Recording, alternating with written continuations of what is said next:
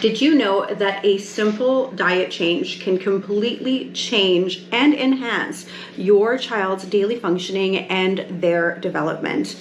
Hi, my name is Natalie Pelto, and I am the co-founder of Blue Life RX, an amazing company that is its entire mission and vision is focused on helping bring lifestyle medicine to the world. My expertise is in child brain development and bringing lifestyle medicine to children on the spectrum through their families, and to help them become communicative, or to enhance communication and bring them to independence and to live the life of their dreams, while of course offering us their gifts that they have to the world. So one of the first things I want to talk about is there's a couple of different components around nutrition. And the first one is actually focused on the understanding of the gut-brain axis. So just to give a quick overview, if you're new and you've never heard of this term, or you're new to your diagnosis and you're just trying to even, have a little bit of a plan on how to support your child to greater gains, the gut-brain axis is one of the most researched areas for autism. And this is a connection that we have between our gut, which is now considered the second brain because it has so many neurons. So between our brain and our gut, there are a ton of neurons, and these are connected through a pathway. We can think of it as a big road that goes from the gut through the brain to the brain, named the vagus nerve. So this gut-brain axis actually delivers more information from the gut to the brain with fibers that 90% of them are actually pointing up towards the brain. So this tells us that we get a lot of information from our gut. And what is it that we actually receive in our gut? Well, we receive food, we receive nutrients, and we have an entire ecosystem there that is trying to help us thrive. So we want to encourage for our children to have diversity in their gut. Some families would recommend probiotics, or physicians even would still potentially recommend probiotics. There are some new meta-analysis studies that show that that's actually not the best approach. It's actually to focus on pre-fibers and prebiotic foods to help to feed these fibers that we actually can't digest, actually feed that ecosystem, which is what we teach in the Blue Life Autism program. If you want to know a little bit more about the approach that we take, just simply click the link below. There is an amazing 2-hour in-depth webinar to help families understand the process of how we got to where we did. So the number 2 support and rule, or if we want to call them rules, the number 2 rule that we could be using and why it helps our children have better development and better self-regulation throughout the day is reduction of inflammatory foods. We know that inflammatory foods are harming not just the gut by creating inflammation, but inflammation becomes systemic. So that's a fancy word for saying that at the beginning, we have these small, like when we eat ultra processed foods, for example, we have these like small moments of inflammation that are acute, which means like it happens right away. We may get a sore tummy, we may have diarrhea, we may not be comfortable. But over time, as we continue to have the same exposures, these inflammatory markers become what we call chronic. And that means that it's just long lasting. And so these are the ones that are going to be systemic. So they are going throughout our body. They go from the gut up the vagus nerve to the brain. And the areas that we see this is when we hear the term leaky gut. And so when we ingest inflammatory foods, there is a small barrier between the gut and our bloodstream, or between the gut and the rest of our organs. It's a protective barrier. We actually have that similar type of barrier between our brain called the blood-brain barrier. And so interestingly enough, when we have inflammation, we reduce the ability for these barriers to do their job, which is to keep things and harmful things out. And so when studies are showing now that the more that we have a depleted gut and that barrier is thinner, the more that our blood-brain barrier matches exactly how our gut is looking because of that connection. So making sure that we are focusing on foods that are anti-inflammatory and supporting a healthy process, such as omega-3 fatty acids, is going to support a very healthy gut-brain connection, and reduce inflammation. And omega-3s are an amazing, we're going to talk about omega-3s in a reason, but we want to have a good way to understand what is harming our children. As I go back, I took some notes. As I go back to look at, all the things that I have compiled over the years of talking to parents, seeing what's working, doing elimination diets with families, and finding the triggers to what foods are causing inflammation for our kids is a huge component of seeing major changes. Now, one of the first things I tell people to remove is actually ultra-processed foods. For most families, the changes in their children are so dramatic, from going from things like high colorant foods like Cheetos, candies, all the things they're addicted to, all the things that people have been in a lab making millions of dollars to make those things addicted for us, that have absolutely no nutritional value. By taking those out and replacing them, we have a strong foundational piece in the Blue Life Autism program that we don't just take things out, we have to kind of push them out with healthier things and better options. So when we take those out, just having that one elimination tends to really show parents that these substances that we call food don't actually have any value.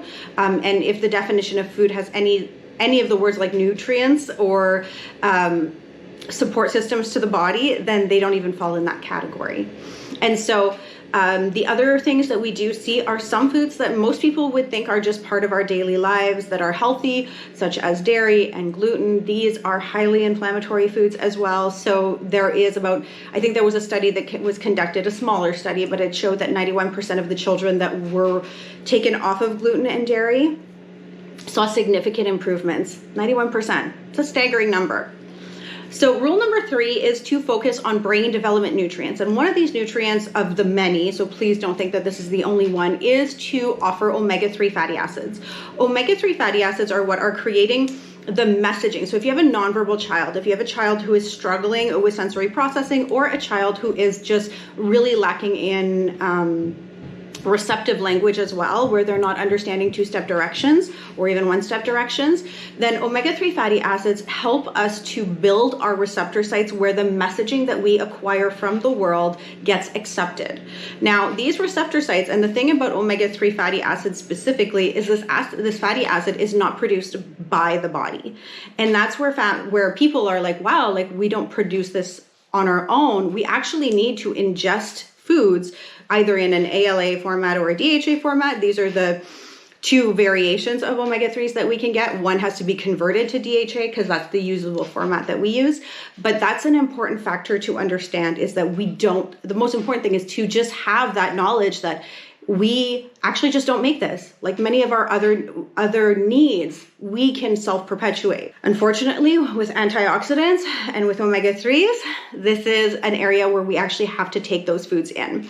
So in this area, most people would lean more towards the fish version, which is or a supplement version. We don't do that in the Blue Life Autism program.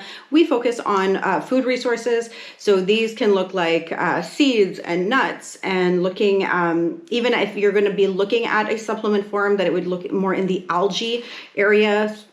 These are the things that we focus on. Our world today, for fish sources, we have to be very careful, because so many of our fish are testing high for mercury, which heavy metals are going to defeat the purpose as they block receptor sites. So we have to be very, very particular. Okay, rule number 4 is to increase antioxidant-rich foods. So what's so special about antioxidant foods? What do they do for our children? Well, to give you a little bit of data, for most kids on the spectrum, they actually test very low for a specific antioxidant called glutathione. And glutathione is a very important antioxidant that corrects damaged cells from our day-to-day exposure. So to put it just into very simple terms, like the sun itself, just when a sun hits the skin, it causes oxidative stress. When we breathe air in, it causes oxidative stress in micro amounts. Now, when we introduce a toxin to our body, which a toxin is just a fancy word for saying something that damages our cellular structure, it doesn't mean that cell just goes away. No, it sticks around very often, and it causes some havoc. And so antioxidants are something that our liver produces that helps to mitigate or lower that stress and to correct the damaged cell. I think that's the simplest way I can say it. If you don't understand, drop a comment. I'm happy to explain more. But we have to actually eat specific foods to produce the antioxidant. So although we build it, if we don't eat the food that helps to stimulate that, then we're not going to get too far ahead. Examples of high antioxidant foods would be blueberries, goji berries, green tea, which obviously our children are not going to drink, berries really of any kind, and grapefruit is, any citrus is generally really good for glutathione production especially. And one of the reasons that the glutathione pathway has been very, very much so discussed in recent years in regards to autism and also Parkinson's is that it is a detoxification pathway as well. And things like Tylenol and Advil have actually been shown to impede, so to make that pathway not work as well. And so we are in a time where these things are, just over the counter, very easily accessible. So it's good to note and to kind of take some back history and be like, oh, okay, did I use it very often? Is there a way for me to, not just reduce the amount, but use it when, obviously using it when it's needed, but also making decisions that are going to support that pathway even more is usually the approach we want to take.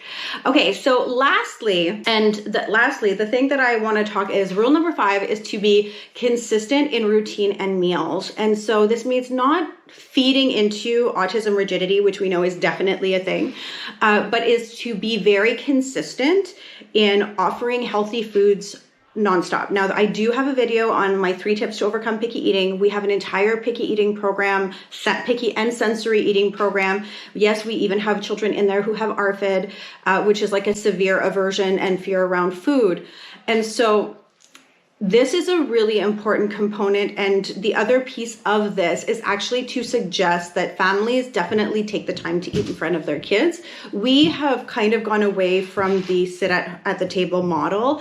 And I cannot tell you how much of a difference it makes to bring this back to help your child develop their their cognitive state and their ability to focus, their ability to have behavioral control.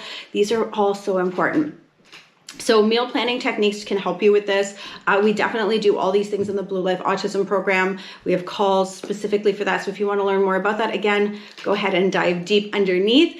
To put it into perspective, these are all the things that we did when we went through our journey of going from my son, who was fighting a severe nonverbal diagnosis at the age of 2 till 6, where we did massive transitions in lifestyle. I was from healthcare.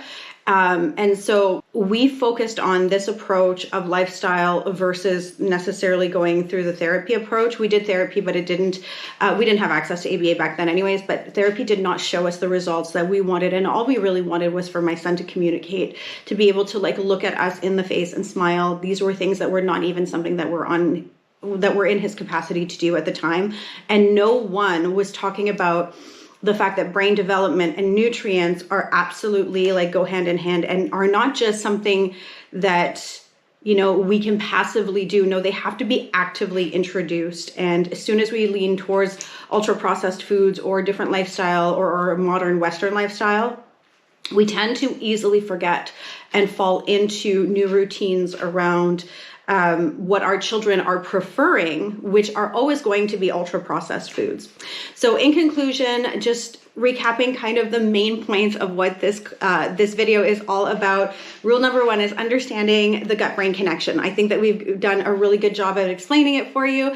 Reducing inflammatory foods, bringing in nutrients that help with brain development, such as omega-3s. Number 4 is increasing antioxidant protection for those damaged cells that we just are going to get in our day-to-day, and consistency and routine in meals. I hope this video gave you some insight on how to support your child with 5 nutrition strategies to overcome severe autism, or to help enhance, even if you have a high functioning child, to help enhance their focus, behavioral, and day-to-day lives. If you have any questions, again, feel free to drop a comment, message us. All the links to our resources are in the description. Thank you.